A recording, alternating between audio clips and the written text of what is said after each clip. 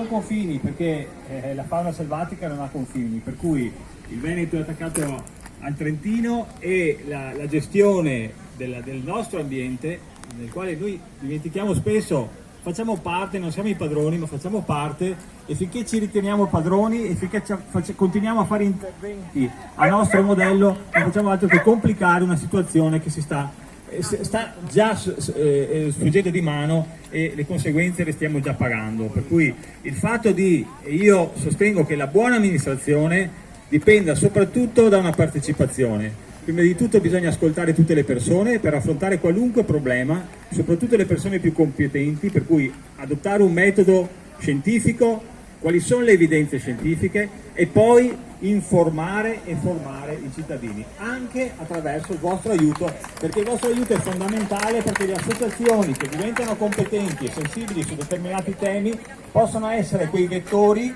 che possano unire la politica con i cittadini. I cittadini purtroppo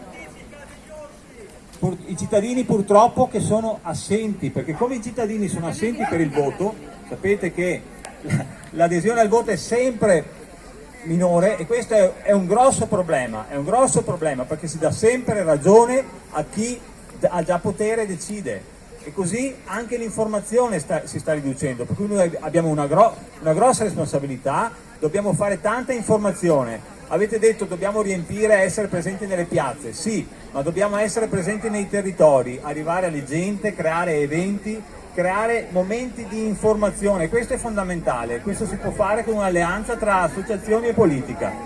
Concludo dicendo che la politica c'è, voi dovete individuare quelle persone che sono in politica e sono sensibili al tema e sono disposte ad ascoltarvi, per trovare un metodo anche politico, cioè atti amministrativi, azioni amministrative che possano essere efficaci, che possano agire. In Trentino, così come in Veneto, io mi impegnerò per il Veneto, ma c'è una rete anche che è più larga del regionale. Ecco. Grazie a tutti, scusate se mi sono dilungato.